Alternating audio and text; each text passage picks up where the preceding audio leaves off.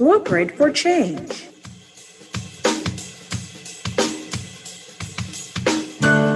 A plan to overcome challenges. Blueprint for change. A guide to help create opportunities. Blueprint for change. Thought-provoking conversations. Blueprint for change. Why wait when you can contribute to the Blueprint for change?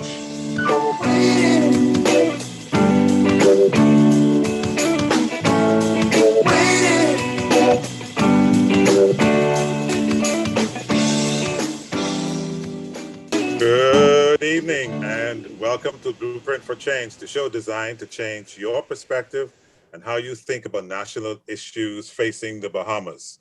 We want to help you discover your blueprint for change. I am your host, Michael Diggiss, along with our esteemed host, Dale Happy Knowles. Dale, I am so proud of your participation because you've managed to get essentially a series of the next generation on the show. So please, Dale, take it away.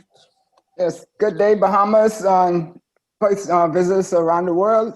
Thank you, Mike, for that welcome. And thank you to MDA, Michael Diggiss and Associates, for having myself and Dev Enterprises be a participant in making the new mindset. Right. We're collaborators, right? Correct. We become collaborators. Right.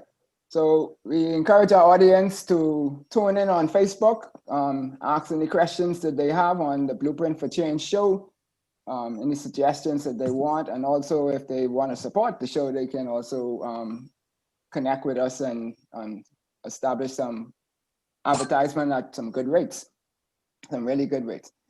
So we've been talking over the last few weeks, or months, I guess now, about the mindset in the new built environment. And that environment, as we know, is the political, economic, social environment that will allow us through intentional thought to achieve the things that we want to achieve at the end of the day as we go. So this evening, we will have a discussion on the mindset of the millennials entrepreneur in the new built environment with Mr. Timothy Smith. Mr. Smith is a businessman by academics. He's a professional serviceman by trade, and he's now practicing in the real estate arena. He's gone off and studied, got his Bachelor's of Arts in Business Administration from Georgia State University. He's worked 4 years when he came back at a big four financial firm in the Bahamas. He works now for the Better Homes, Mario Carey, I forget what that stands for. And in 2015, he was the Rookie of the Year in his first year. And in the next year, he almost had a three-peat. He should have kept going. But he was the overall top performer in the company. He loves to dive, fish, and a lot of outdoor sports and water sports. And so we would like to welcome our young Timothy to the show. Welcome, Timmy. Thank you. I'm happy to be here. I'm looking forward to a great dialogue today. Looking forward to a stimulating discussion, and I'm happy to be here. Thank you for inviting me. Great. Now, Well, so happy, sorry, I realize he's surrounded by Queen's College.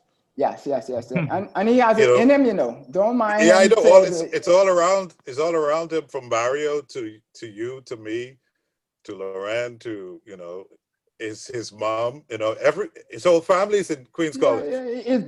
He's breathing, and it's in his blood. So look at the smile. See the smile there? That's a QC smile. I'm a St. Andrews Hurricane till I die. I bleed. the navy and white. So, you know, we always used to have a great time playing QC when I was in high school, soccer, softball, swimming, you name it. Yeah. But now y'all are doing pretty well in track and field, so I'll give it to you. Yeah. So y'all just started to win some things on that side of the fence when you came around. So my area, y'all never beat us in nothing. But, There you go. So Tim, I don't know if we should say you have on your webpage, I am Tim, some videos. So I don't know if you want Tim, Timmy, Timothy, Mr. Smith, which one you would prefer. Yeah, I always tell people whatever feels most comfortable to them. I get Tim, Timmy, Timothy. So feel free, whatever you want to call me. All right, well, that's great because on this show, you might get all of them. No. Yes. Indeed. Okay. So Tim is a true millennial, Gen Y person. We know them to be nomadics on the most part. At least that's what majority of people in the world think.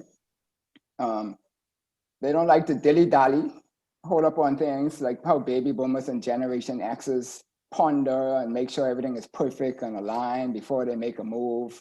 Millennials will just go, bam, they're gone. And if they buck up, they start again, right?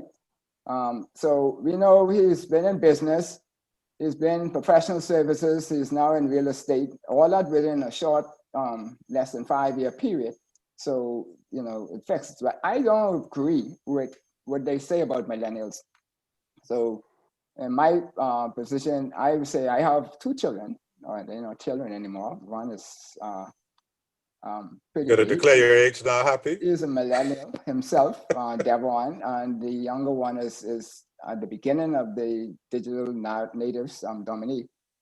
But they are very focused individuals. They strategically calculate everything they want to do. They plan everything in detail, figure out what they want to be. And like I said, they're extremely, but what they are not is patient with what they call nonsense.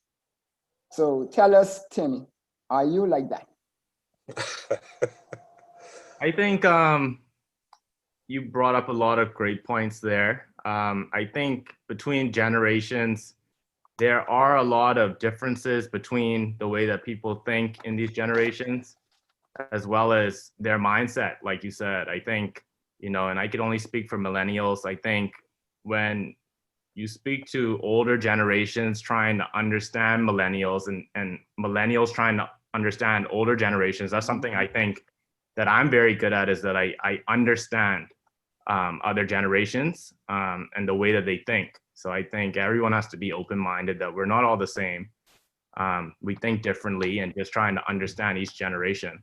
I think for millennials in particular, you're right. I think that millennials are a generation that does not like to settle. You know, whatever they think is right, whatever they feel is right, they're going to act on it. That's when you see that, you know, there's a lot of millennials that if they aren't happy in a position of whether it's socially, professionally, they have no hesitation in kind of making a change or adapting and changing and making themselves putting themselves in a situation that's more comfortable for them. So that's why I think when a lot of generations look at millennials and see that maybe they'll stay at a job for 1 year and make a change and then end up at another job a year later, some people think that's kind of weird. But like you said, that's very common amongst our generation. And I think that just comes from a place that we're not willing to settle, you know, in our lives. And, you know, time is so valuable and precious. And there's no point in wasting a lot of time in a position where you're not comfortable or you're not happy. So change is always great. And I think that we all have to be open to change. Right. So through the form, you've, like it's indicated before, you've moved from your studies in business, then you went over to the financial institution, and now you're in real estate. Yeah. And so we have a situation in the Bahamas. I'm not sure if you're aware of it, but when I was growing up in the a lot of children were forced to do certain academics. Mm-hmm. In I guess in a little above me, they would have been, everybody was saying they need to do doctor or lawyer. Mm-hmm. And then when I came along, that's when they started to talk about, okay, do engineering and accounting, right? But it hasn't strayed much from that. Mm-hmm. Now the millennials are pretty much free thinkers, and they get involved with all kind of stuff in the entrepreneurial environment. How do you see that in you coming up, whether you had free reign or your friends, not just your household, because I know your mom, once she prayed for you and she set you free, you good. She can lay down the land for that. That's my classmate, by the way. Anyway. Oh, okay. Go ahead. Yeah, I think what you said is very accurate. And I think we saw it a lot, me personally in my generation coming up, that the professions that were common, and it's still to this day, are your lawyers, accountants, engineers, doctors. That's kind of like the safe professions, or the professions that people look at and be like, that's a desirable profession. Mm-hmm. I think we're starting to get out of that realm. You'll see a lot of people go to school for those kinds of professions and realize that that's not where I'm happy, or that's not my passion. That's mm-hmm. not what I see is my purpose for being on this earth, is being solely a doctor, lawyer, accountant, engineer. Right. So I think as you start to see a lot of people in my generation, you're starting to see a lot of people go to school for one thing and end up in something completely different, or going off and starting a brand new business that, you know, is an idea that's just so new and foreign to right. the country, or to a lot of people through their innovation, that they're creating a business that is new to the country. So per se, that they're getting away from those professions specifically, I think that's fair to say. I think a great example of this is the tinfoil pop-up. I think a lot of people have seen that, and they're doing a great job over there. I was, you know, so happy to see how much it's grown. You see a lot of millennials starting businesses, whether it's bubble teas, you know, vegan, all vegan foods. Mm-hmm. You know, this is just imploring a lot of young Bahamians to really think large. And I think a lot of people look at these businesses in its infant stages and be like, you know, why did they leave their job to do that? Right. You know, and I think that, you know, I think a lot of people have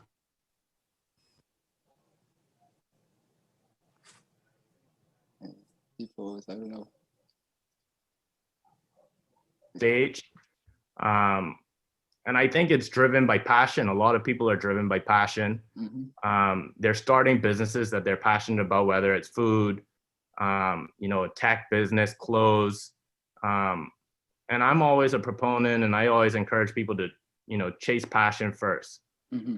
The motivation shouldn't be the money or, you know, the type of job it is. I think once you dive into something that you have a lot of passion for, and you develop a lot of passion for, you know, the opportunities are endless, and that's what's going to drive you to really motivate you to work hard in that field.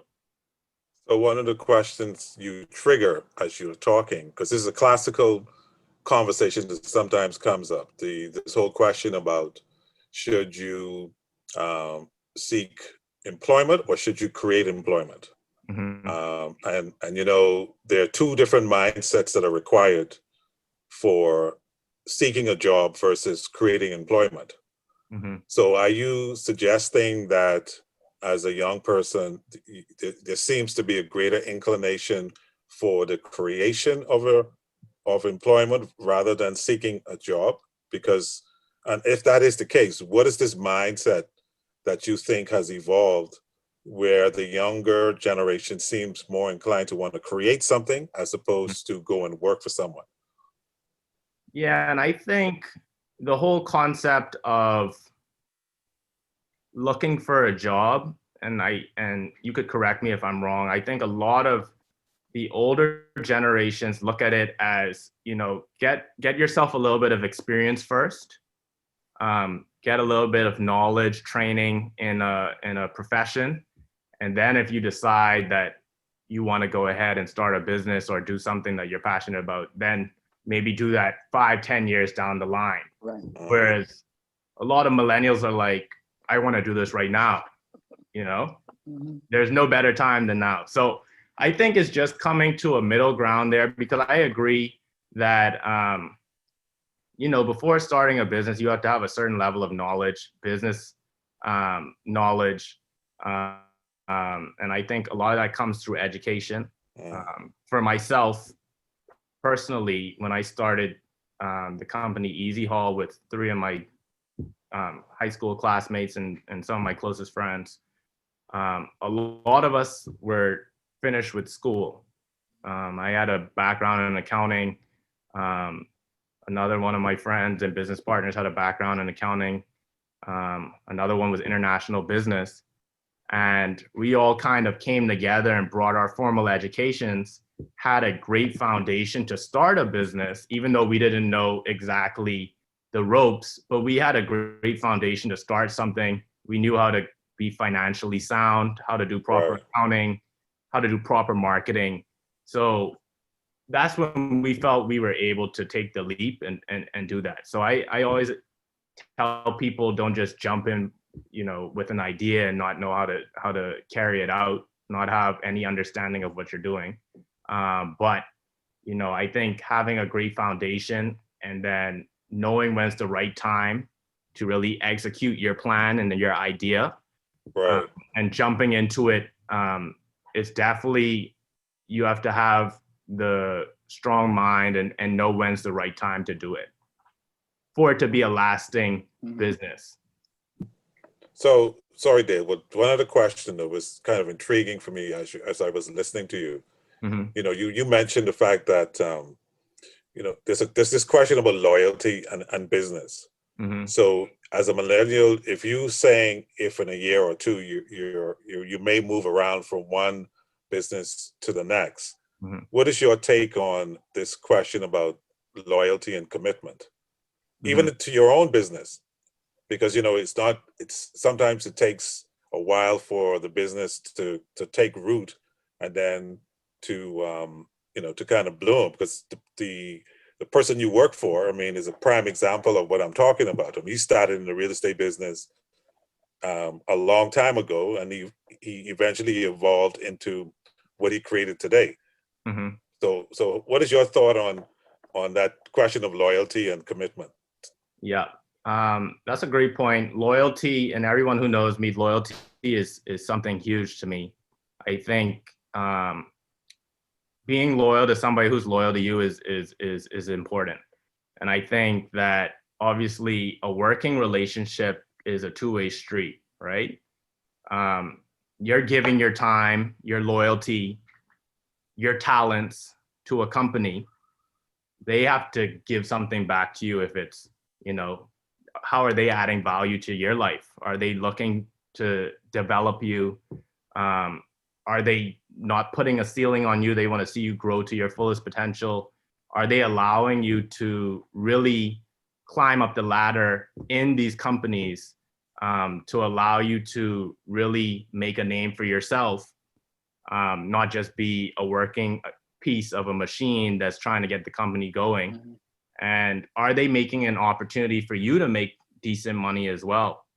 Right. So I think loyalty, again, is a two-way street. And I think that,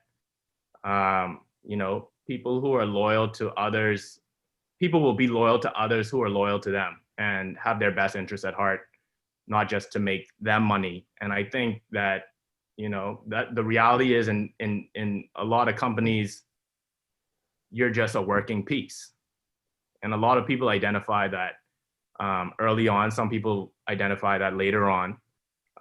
So I believe that those who are loyal to you will and see your value in a company and want to see you grow to your full potential, give you an opportunity to make great money as well, not just the people at the top, I think they will retain those people and get the loyalty back from their employees.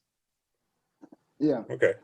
So when we look at it, some people would define businesses as those entities that are focused on profit.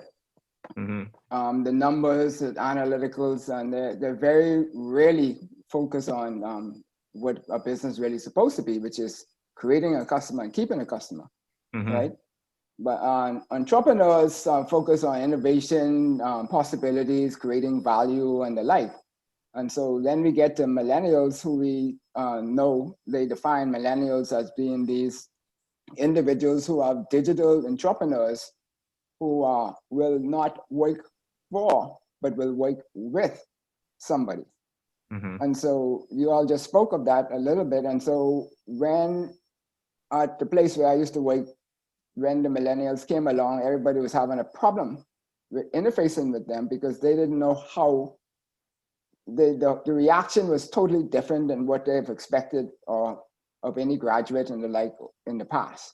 So this idea of somebody just picking up and moving and leaving the company and with you holding the bag, or for how the old people would say it, that didn't mean anything, but they saw that as being unloyal and the like. But Tim, you said that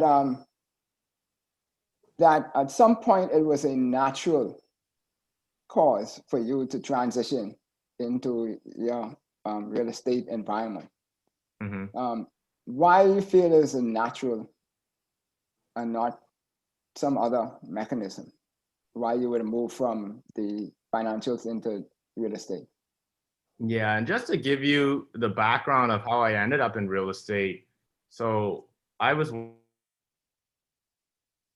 out college, interning every summer, graduated, and then I did a full year.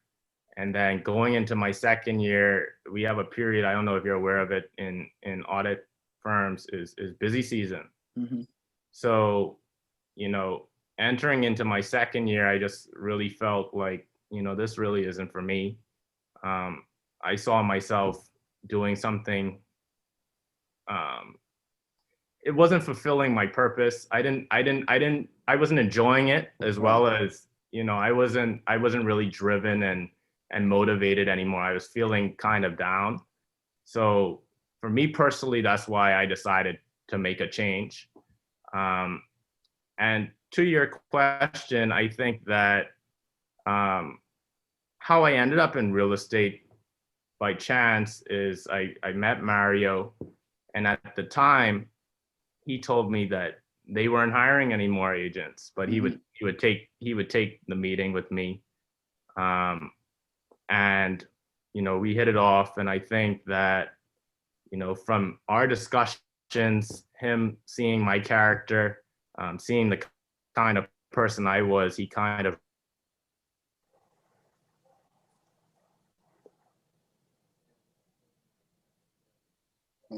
Pause again. really turned out for the best with me, in my opinion. I would think he thinks the same.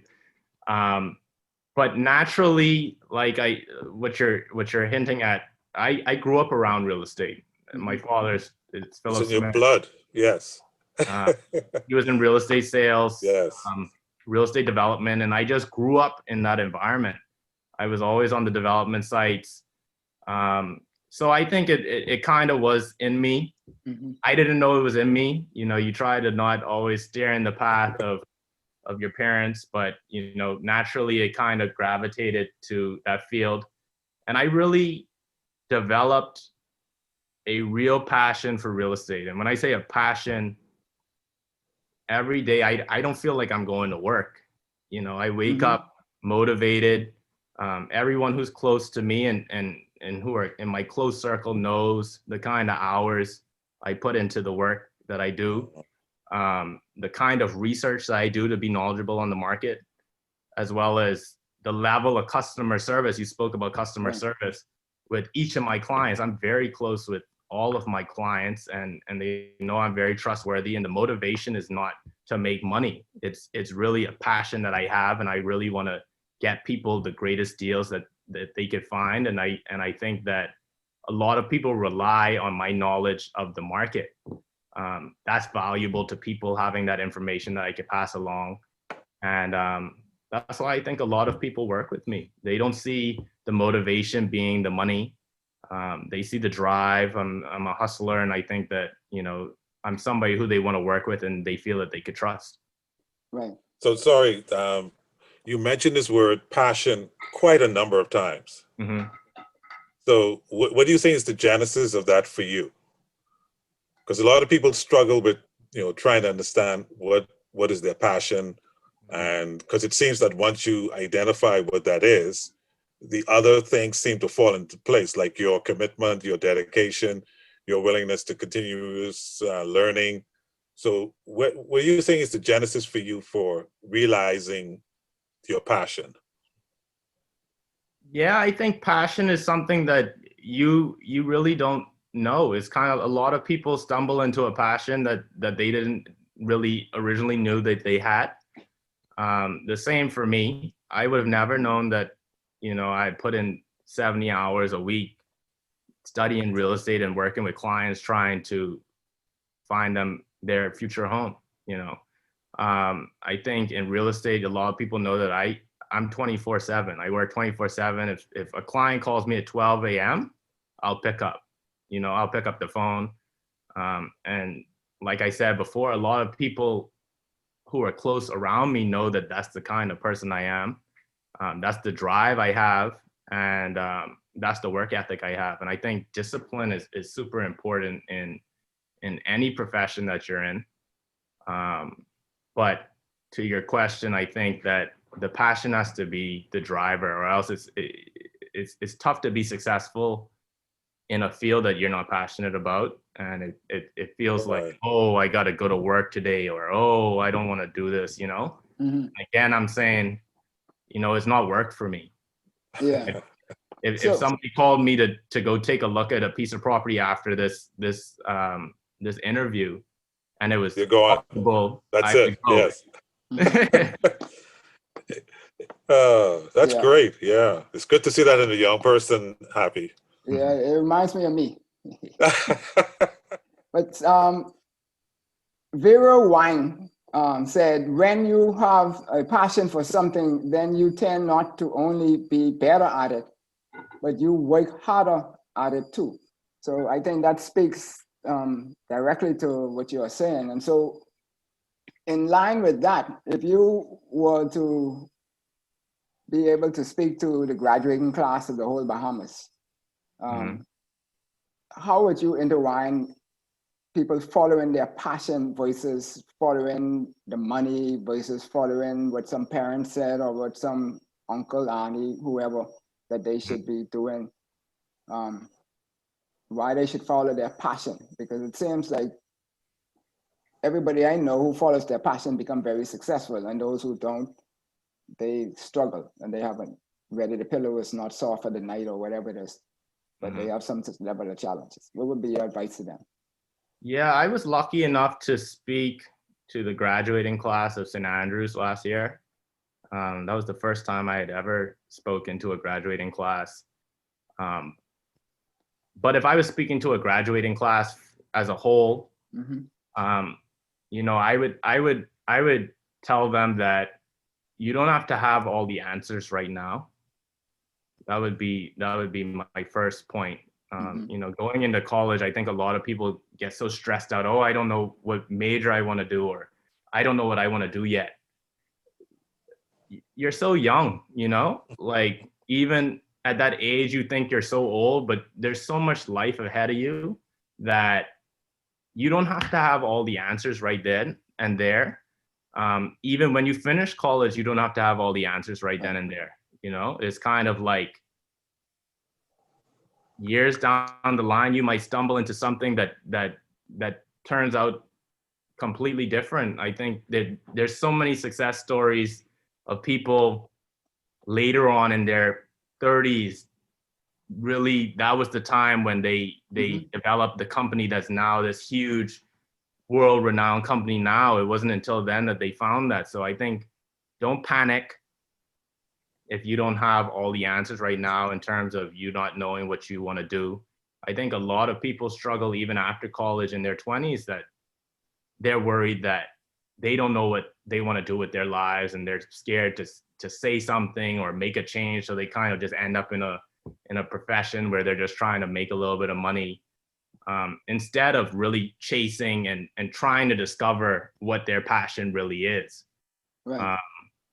So yeah, I think, there's so much time ahead of you. You think you're old, but you're really young. There's still a lot of time left for you to figure it out. And I think that would be really the gist of what I would tell people. Yeah. So before Mike takes us to the break, let me ask you this one last question, but before the break. Based on everything that you said, how or what advice would you give your generation in order to how to navigate old people in the work environment, who has the mindset that we talked about, which is so different from millennials? What would you say to them? I think millennials, and again, I can only speak for myself and what I see. I think we've talked about a few points about millennials. They lack some patience. Some, that's understatement. Millennials, and there was a time when I had to really realize that I don't know it all. I don't know it all. But a lot of us feel like, we know everything, and that's fine. But I think what I would recommend, and for older generations, I think a lot of people want to just know that they're being heard and what they're saying is being considered, if that's fair to say. And mind you, in my field, I work with people a lot of my clients, their kids are my age, That's the age of people I'm dealing with. And I think that just hearing people like myself, I always hear people out. If they're giving advice, I'll listen. I'll listen, I'll retain it, I'll take it in. But at the end of the day, I feel confident enough to know that once I compile all the information that I've gotten, that I really ultimately know what's best for my life, and my life going forward, because I'm living my life. So I know what's the best thing for me. And I think it's just having that confidence to know, what's best for you at the end of the day. But you still also have to hear people out. You don't want to just shut people out and their opinions and shut out their advice, because at the end of the day, if they mean you well, why not take the time to hear what they have to say? And I think that goes a long way with older generations to younger generations, that their opinion and what they're saying is being heard, and that it's being considered. And I think that's people are grateful for that, even though at the end of the day you might make your own decision. But a lot of people just like to know that they're being heard and what they're telling you is being considered. Yeah, and especially when the elders have never had anybody for them to listen to, and so now that they have all this knowledge that they want to share and impart to the younger generations, and then they're not listening, then they get frustrated. So over to you, Mike. Yeah, so happy. I hope we don't fall in that category of those. No, we're not old, right? we're not old. The old people is a set above us. Yes. So Tim, when we come back, I want to come back and latch on to that question about that it's being comfortable not knowing, that you don't need to know all the answers. So Kermit, we'll take our first break and we'll be right back after these brief messages.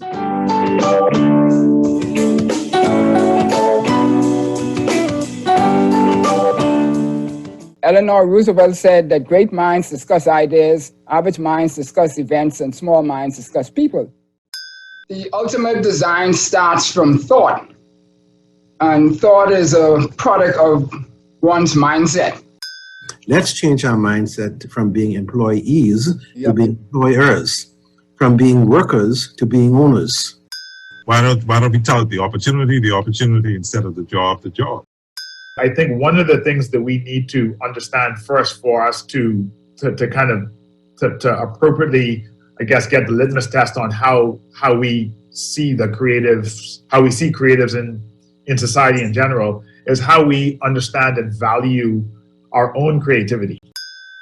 What's the steps to get out of the rut? Leaders have to lead. Leaders have to lead. The challenge that we have is with the political the public sector, where they need to understand that the private sector should take the lead and they should be followers and listen to the private sector and let them take the lead role in causing the kind of environment that we need to happen. And like I said, politicians tend to want to take the lead and be discussing technical issues that they have no knowledge of. And that is the main problem and the mindset that we have to change, please.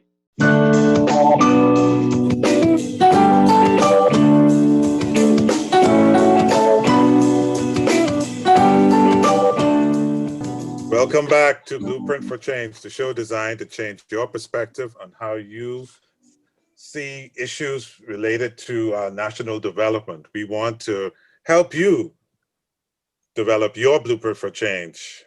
So happy we have young Timothy Smith with us, and I am curious about his comment he made concerning being comfortable with not knowing, and I want to talk a little bit more about his thoughts concerning how he is getting comfortable with not having the answers.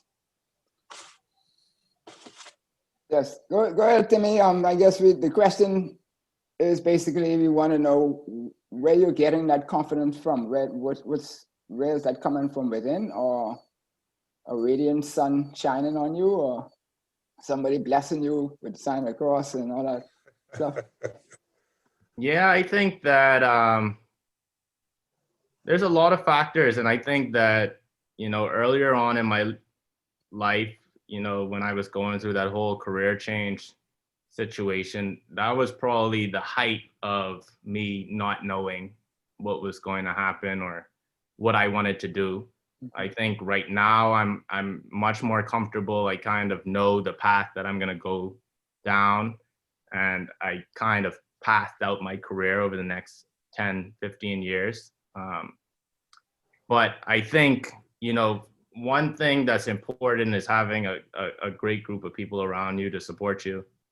With any decision that you make, that there's no consequences for you messing up. Maybe you make a decision that doesn't turn out okay. And I realize everyone's not in that situation where they have people that they could fall back on or have that support system to really give you the confidence to really just go after it,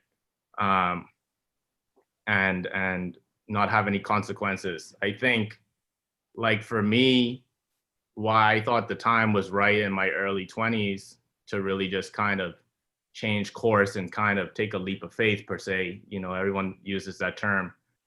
I didn't have a whole lot of financial responsibilities, and when I say that is that, I still was living at home at that point. I didn't have kids, so no mortgage, no rent to pay. I didn't have people depending on me financially, so I thought it was a great time to really just take risks. And like I said, I that's why I know it's so hard for people who are in those situations when you have people who are financially dependent on you to really take risks, because you have people depending on you. So I know it's not easy. But again, I think I had a great support system. I had, great family around me. I had great friends. And really of recent, I would say, getting in touch with your faith, I think is super important. Because faith teaches you that you don't have all the answers. It's really a plan of God, what's in store for you and your destiny. And that's really what's been driving me of recent, that, having a stronger faith in the last couple of years, that it's all in God's plan. As long as you put in the work, everything else will kind of sort itself out. And that's what's been keeping me going, to be honest, at this point in my life. Yeah. Okay, so in this segment, as you halfway segued us into, we normally discuss what is needed to create the environment for success for millennials to shine in the new built environment. And so you keep referencing support system, right? When I was growing up, we would call it mentors specifically. You have the family support, but then you might have one or two mentors and stuff like that. What does that support system look like for a millennial?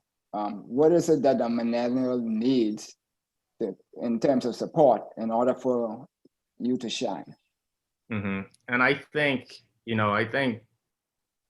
made a good point. The family is super important, that there's family there for you. Life has its ups and downs. So you need people around you when things are low as well as when they're high. You don't want to have people that are just in and out, especially in your close sphere of people. I think having friends that are supportive of your dreams, supportive of your business, that's super important as well, because you can't do it all by yourself. You need people motivating you behind the scenes. You could be as self-motivated as you think you are or want to be, but you need a support system around you. And I think you mentioning mentors, that's super important. People who are of the older generation, and I think that I came to a point where I realized how important it is to have people in your life that have walked your path already, made the mistakes that you can now avoid if they share that with you, as well as giving you knowledge that you can't get in a formal education. It's just knowledge that they've gotten from their experiences in business. And I think I always seeked to have mentors in my life. I don't know if everyone does that, but I've sought mentorship, and some mentors have just luckily entered into my life. So I think that mentorship is super important when navigating through, especially in business, right? Because business is such an entrepreneurship is something that is hard to figure out. So if there's somebody in your life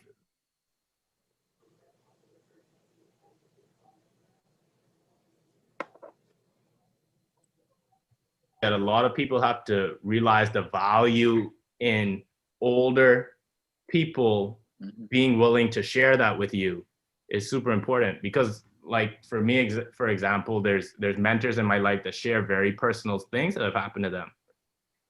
And that takes a lot for you to be willing to share that with somebody, to have that trust with somebody, to really value their relationship in the way that they would share deep personal things that have happened in their lives to save them from making those types of mistakes. So I think mentorship is super important in the development of a young entrepreneur and somebody just trying to navigate through doing business. Yeah. So I'll encourage. Sorry, Dale. Go ahead. Go ahead. No, yeah. So added to that comment, you also mentioned, the fact that you can't do it all by yourself, because a lot of us feel as if, and particularly with technology available to us, that we really don't need others to help us to do what we need to do. So what made you come to the realization that you cannot do it all? Yeah, I think you made a good point that, there's so much information available to us now with, the internet. I'm a huge, I watch so many videos on YouTube, late into the night, where you could just retain information from people that are willing to share that with the world. And I try to do the same through my, I do a lot of YouTube videos, and I'm starting to get into it where I'm trying to share as well, because, sharing that knowledge is super important. But I came to the realization that, life is something that's so important. It's important to know in life that you can't do it all on your own. And I think that when I realized it is that there's things that happen to you emotionally, physically, that require the presence of other people to really kind of be your crutch in that time of weakness, to really steer you in the right direction when there's times when you want to falter off. That's super important, as well as, you know, in business, I think that a lot of people want to do it all on their own because they don't want to share the profits or share the amount of money that they're making. But that's the wrong way to think. I think that a lot of people need to identify that when you start adding in the right pieces and the right people into a business, that it takes the business so much further than what you would have been able to accomplish on your own. Yeah, no, I agree, because it's this question about collaboration, right? I mean, Happy and I, you know, just recognize that has power. So from your perspective, I mean, do you think collaboration should be a key tool to use for, you seem to be doing it intuitively with the fact that your friends got together with you and you started a business. So that created a collaboration. But, you know, for many people, they don't always see the value in collaboration, that it actually is a tool to be used, because there's far greater value in the collective than there is in the individual. Because there's so much more you could do as a collective than you can as an individual. Yeah, there's definitely power in numbers. I think that a lot of people have to understand that you may be great in a lot of things, but everyone has their weaknesses. Right. And there's going to have to be people in your business or in your company or whatever you're doing that are better than you in doing certain things. And you identifying that you do have weaknesses and that there's people that could come in and pick up your weaknesses to take it to the level of your strength. Right. So I think that's the biggest thing, and not being afraid to delegate tasks, right? There's work that can be split up, and that makes the task so much more efficient, and makes the business work more efficiently through delegating tasks and having more team members rather than just trying to take it on all by yourself. Right. Yeah, and so as you was mentioning that, I'm thinking that in your mentors and the like, we have parents always feel that they have to be mentors, right? But I was always told that your mentors should be people who are willing and able to take you to the level where they have been. And so if you want to go to a level higher than where your parent was, then really and truly, the parent can't be the one who's mentoring. But that doesn't mean you should dismiss them, right? So that should be part of your support system. But in terms of the rest of those who are mentoring you and the like, you have people who don't want to listen to mentors, millennials who don't want to listen to mentors. And so maybe they don't know the value of what a mentor delivers for you. And so maybe if you have a situation or a story that you could share as to how a mentor was able to help you and your friends or your business partners to take something to a higher level. Yeah, and I think it all comes down to respect, right? And I think, you know, when you find that there's a younger person who has a mentor in their life that they're not listening to, maybe they really don't respect them all that much. I think that, you know, all the mentors that I have in my life, I have a great respect for what they've accomplished, who they are as a person, their character, their morals. So I think the respect factor has to be there. And I think the respect has to be both ways. Right. I think, you know, these mentors have a lot of respect for me as well. So I think that's key in having a mentor, is that, you know, the respect factor is there, because people are going to listen to those who they respect. And I think that respect is something that isn't forced, right? I think when you have a mentor in your life, and the respect kind of just naturally develops. When you have somebody who's just trying to force it down on you, you kind of maybe get some pushback from people. I always tell people leaders leadership is something that naturally occurs. It's not something that's forced on people. You know, like when you see, you could identify a leader in the room. It just naturally you gravitate to that person, and you have a respect for that person. I think that's similar in mentors. Right. Okay. And so if we were to cap this segment to say what you feel is the biggest item that is needed, or the biggest impediment that is needed to be removed, that will allow millennials to excel in today's world, what would you say that is? Yeah, I would say, and I want to speak, you know, from the environment in the Bahamas. I like to speak about that because that's where I am, and that's where I work. That's where I am every day. That's where I plan to be for the rest of my life. I think in this environment, I want to encourage a lot of millennials to think big. I think, you know, in terms of businesses, it's cool to think of a cool concept, but I want you to think of something that will impact people beyond just the Bahamas, because we're just such a small country, right? With a population size of 400,000, you know, it's hard for a business to be really, really successful if you're just focusing on the Bahamian population, in my opinion. So I think that I want to encourage people to really think large, think of ways that your business or whatever you're doing can touch many different parts of the world and bring a lot of people back to our country, to make it even more powerful than it is today. Right. So let me ask an extension question, you know, because there's this issue, particularly with the older generation and the advice they give their kids who go off to school, because you actually are an exception. Because most of them tell their kids, go off to school and don't bother coming back because there's nothing here for you. So what is your message? Because, you know, this whole question about that we're educating in other countries, we're spending Bahamian dollars in other countries, but if the individuals aren't coming back home, those dollars aren't coming back either.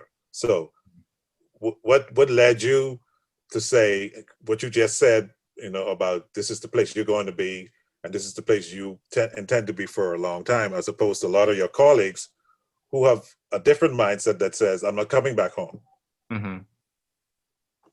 Yeah, this comes up all the time. You know, unfortunately, a lot of our most brilliant young persons decide not to come home, and that's just our reality. And like for me, I was back home 3 days after I walked when I graduated. And for me personally, I love the Bahamas. I don't envision myself living anywhere else. I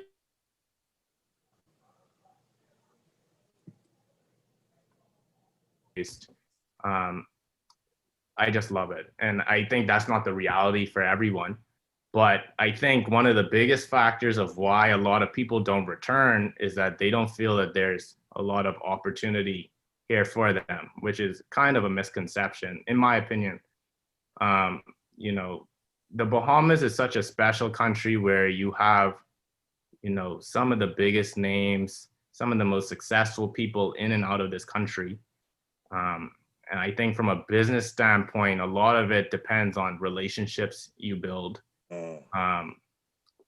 locally and abroad, for you to really have your business reach to a level that I think people would consider very big, very successful. So I think there's a ton of opportunity here outside of, you know, a lot of people don't think that there's a job here for them. And that's kind of the misconception here. But from a business standpoint, I think there's so much opportunity here and a lot of great contacts that you can make from the caliber of people that are in and out of the Bahamas on a daily basis when we're at our full capacity. So that's what I always tell people. Don't have this misconception that there's no opportunity here just when you're thinking from a profession standpoint. And I think a lot of us are starting to get that idea that we could create businesses here that can have an impact beyond the Bahamas. and that's what the message I've always been pushing. Yeah, Okay. and so if I was to assign you or deputize you as the czar of entrepreneurship in the youth environment, what blueprint would you draw up for your fellow millennials and even the digital natives that's coming after to help them be able to succeed in this environment? You talk about networking.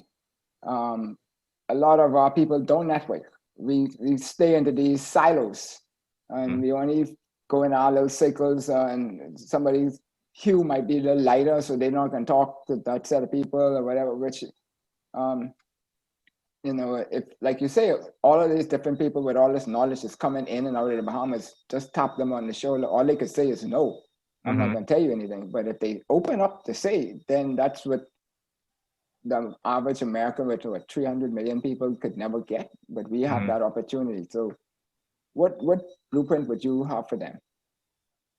Yeah, I think we would need an entirely, another show to really dive deep into that question. But to not dive too deep into that question, I think, you know, a few points that are, and what I've found in doing business here is that kind of puts people at a disadvantage here is one is access to capital. I think that's super hard for people trying to start a business. The ease of doing business isn't at a point where it should be here. It's not bad, but it's not great. I think just making it easier for people to open a company and really just get past all of that red tape, you know, to get open and running and starting to make money. I think that's something that we have to deal with. As well as there has to be ways for people to be able to get in contact with the people that they need to in order for their business to succeed. I think, like for me personally, I'm somebody who knocks down any door in front of me, and everyone isn't like that, you know. That's just the reality. That's my personality. But there has to be a way for ease of access to individuals, right, for younger people to really have a conversation with, and obviously nobody wants to waste people's time. Right. But you know, there's a lot of people with a lot of great ideas and serious ideas that aren't heard, you know, over here. And that's unfortunate. But I think there has to be a framework that's put into place to allow younger people to really create businesses and for them to thrive. You see a lot of young people start businesses and they don't get out their first year, which is so unfortunate. And a lot of people have really great ideas. It's just kind of the lack of capital or you know, is some red tape that's stopping them from being able to conduct business on a day-to-day basis. Things just taking too long for them to be able to get decisions made on their business license. And I think, you know, those are the kind of things and frameworks that we need to put in place to allow people to succeed. And I think that, you know, and from what I've seen, there hasn't been a lot of people who have had an extreme amount of success outside of, you know, your normal, you know, family businesses. You rarely see the new up and coming grand business ideas where people are having great success. And I think that we just have to kind of expand that and allow other people to have access to, you know, opportunities to allow the wealth and the success to be able to spread amongst other people who weren't as fortunate enough to be in a position to really be born into a really great situation, you know? Yeah, so digital is really the great equalizer of that, right? Because it provides that platform where it equalizes for everybody to have the access. But like you mentioned, if you don't have the capital, so where does millennials get the capital today? Other than your family business? Yeah. That's the number one question, right? I mean, raising capital is so tough. I think even in this country is tough. But what I've found is that you have to prove yourself to people, to really commit to you, to be able to believe that you will be responsible enough to repay this if it's in the form of a loan, or if you want them to invest and have equity in your company. I think it's just really proving yourself to people that you're capable of really doing what you're saying that you're going to be able to do. And I think, I've been fortunate enough to really, I feel like I've been able to prove myself to a lot of people in a way that they feel like I carry myself and I really hold my word. And when I say I'm going to do something, I do it. So that takes a little bit of self-reflection and self-responsibility from young aspiring business people and entrepreneurs to know that you have to be good on your word. And I think you have to prove yourself to people who do have the ability to help you out, to invest in your idea or to lend you money for your ideas, and that you'll be able to carry it out and really repay them for doing that. Okay, so we're about to wrap up Dale. now, but would you just say real quickly what you would like to tell the general public? Anything would you like to say to them to help them along the way? Yeah, I think in closing words, I would just like to say, thank you for inviting me on the show. I think, I thoroughly enjoyed this. I hope y'all enjoyed it. Yeah, we both learned. Learning doesn't happen one way. Yes. But I would say, we're speaking about different generations. We all have to make an effort to really understand each other. We're all different. How we could all work together, even though we all don't think the same, we could all come together for one common goal. And I think, we as Bahamians have to invest in ourselves first. You have to know that there's a lot of talent here.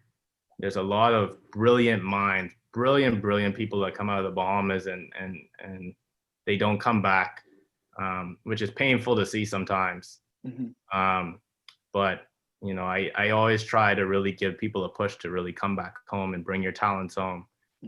I feel like I'm doing a great job. I'm making a career for myself, so it's possible for you to really make a name for yourself and really have success in the Bahamas as a young aspiring or young entrepreneur, young aspiring business owner. So that's what I would leave with the public. Great. So Happy, we have to get him back. Yes. Tim, you have to come back. Yeah. So this always happens anytime you're in a groove with a guest. So you want to leave us your parting words, Happy? Yes. Well, Tim, I am Tim. We'd like to thank you. Sorry, I think we went out for a bit. Did you hear me? I said I'd gladly come back. Yes. Yes. Excellent. I don't think you had no say in that, but anyway. Yeah, but seriously though, no, we really thank you for this conversation. I think a lot of people around the Bahamas and even the world might have benefited a lot from it, because there is a huge gap between the people older than me and the millennials and even the digital natives, and trying to synergize how to move forward. And we in a digital arena now, which is your swimming pool, and you all need to shine. And so we need to work with you to find a way to help you shine and you benefit from what we have, kind of thing. Definitely. So it was a great conversation and I really appreciate that. So as we go, we ask people to stay with the COVID protocols, to stay at home or out of public as much as possible if you don't have to be there, to wash your hands and stay cleanly, don't touch anything and put it on your face and the like. Physical distance, still socialize, but do it from a physical distance point of view. We also want you to wear your mask. Don't overdo it. When you're around people, make sure and keep them per the protocol of wearing masks and to love digitally. So you've been listening to Blueprint for Change, the show that is designed to change your perspective on how we think about the national issues facing the Bahamas. We hope that we have helped you to find your blueprint for change. Good evening.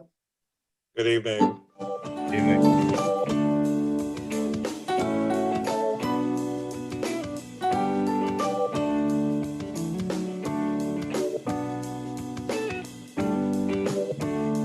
Blueprint for Change is a collaboration between Michael Diggiss and Associates and Dom Dev Enterprises Limited.